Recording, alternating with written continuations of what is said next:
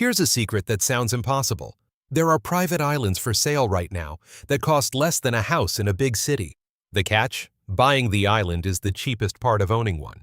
Today, I'll show you how the ultra-rich actually acquire them, what islands really sell for, the hidden costs that triple the price, what it takes to run one every year, and the resort trick that turns a money pit into a business.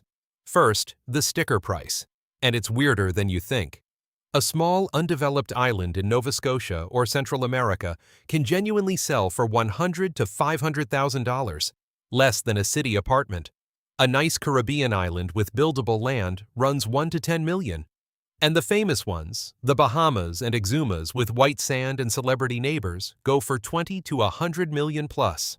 Where you buy matters as much as what you buy. In Nova Scotia and much of Europe, foreigners can own outright. In places like the Philippines or parts of the South Pacific, foreigners often cannot hold freehold title at all and end up with long leases instead. So yes, an island can be cheap. But here's the trap. An undeveloped island is just wet land. You are not buying a paradise. You are buying a construction site surrounded by water. Because the real cost is development. And this is where fortunes disappear. Everything must be built from zero and barged in. A dock, power, fresh water, septic, and a house. Construction on an island costs 2 to 3 times mainland prices because every bag of cement, every solar panel, and every plumber arrives by boat. And the sequencing is unforgiving. Dock first, because nothing lands without it, then power, then water storage, then finally, the villa everyone dreamed about. A modest home with solar, water systems, and a dock easily runs $3 to $5 million on top of the island itself. Buy a $500,000 island, and you can still be $10 million deep before the first guest bedroom has a pillow in it. Ask anyone who has built on one. The barge schedule runs your life. The weather cancels half your deliveries. And the contractor's quote was a work of optimistic fiction. The land was the discount. The infrastructure is the price. Then come the yearly costs, because an island never stops billing you. Caretakers and staff, because an empty island gets reclaimed by nature and looters, run $100,000 to $300,000 a year for a proper crew.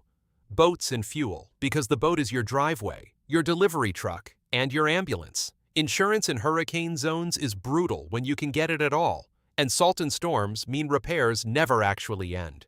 A developed private island typically costs $300,000 to $500,000 a year to run, and the big resort islands burn millions. That's the honest number. Even a modest island is a few $100,000 a year, every year, before you visit once. Skip the maintenance for 2 seasons, and the jungle, the salt, and the storms will quietly repossess everything you built. So how do the smart ones make it pay? The resort play.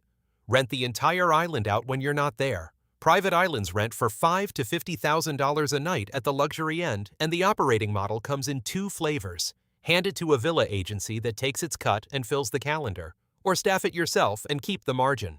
A well-run island doing 100 rented nights a year at, say, $10,000 a night grosses $1 million. That covers the staff, the boats, the insurance, and often all of it, turning the island from a pure money pit into a break-even trophy, or even a profitable boutique resort. That's why nearly every famous private island you've heard of, Necker included, is run as a business.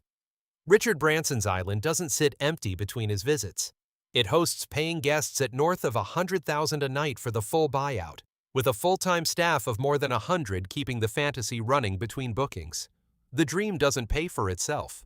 The owners make guests pay for it, and the best operators book the calendar a year out before they even finish the guest villas. Now the landmines and islands have the strangest ones in this series. 1. Title and permits. In many countries, the seller's title is murky, or foreign ownership rules bite. So you hire local lawyers and title insurance before wiring a cent, and you check that building on the island is even legal. Some are protected land where you'll never pour a foundation. 2. Water. No fresh water source means desalination forever, the single biggest ongoing headache in island life. 3. Access. If the island is 3 hours from an airport by boat, its rental value collapses because millionaires don't like commutes. Under an hour from a real airport is the magic zone.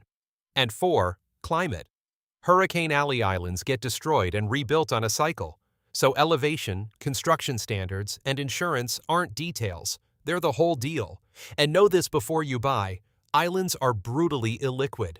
The strange ones sit on the market for 5 or 10 years waiting for their one perfect buyer. Buy assuming you can never quickly sell.